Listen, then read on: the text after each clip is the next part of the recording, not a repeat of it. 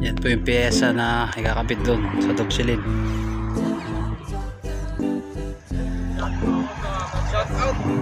Ayun na, dalawa ko pong kasamang pamalupitan.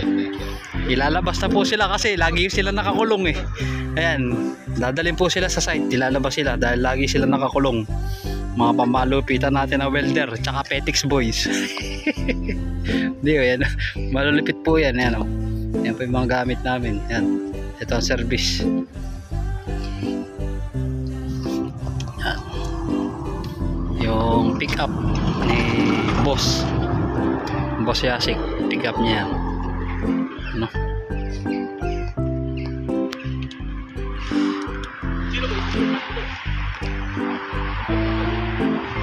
Ano? Malinis po dito, nakita nyo, very clean.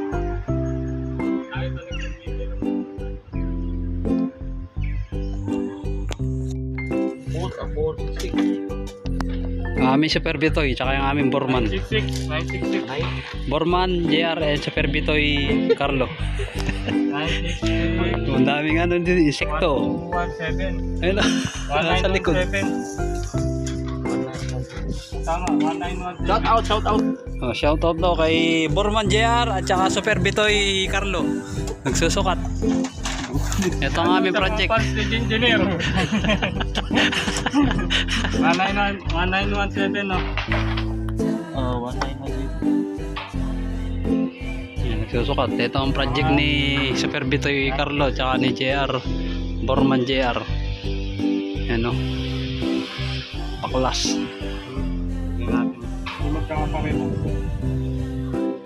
Sineseparate po namin yung mga sukat para madali nang kuhanin. Yan. Lagi sa loob ito. Mabigat pala. Mabigat dito.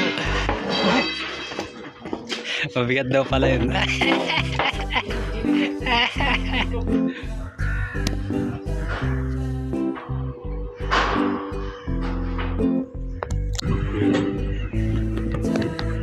Ayan yung materyales sa baba.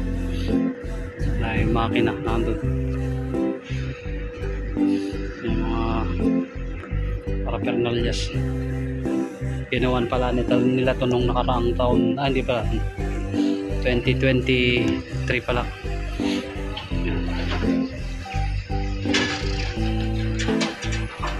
Conveyor. Daanan ng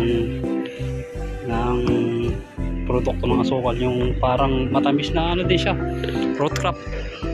Matamis.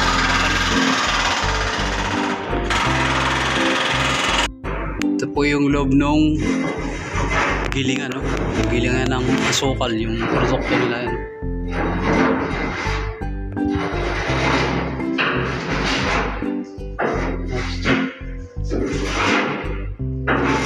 Dito sinasala.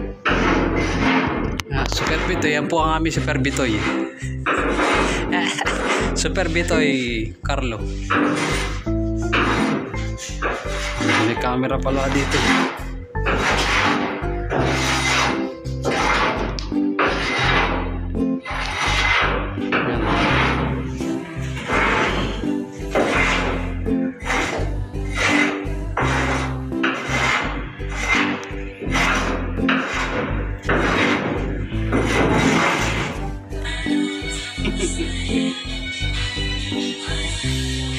Busy si Super Bitoy.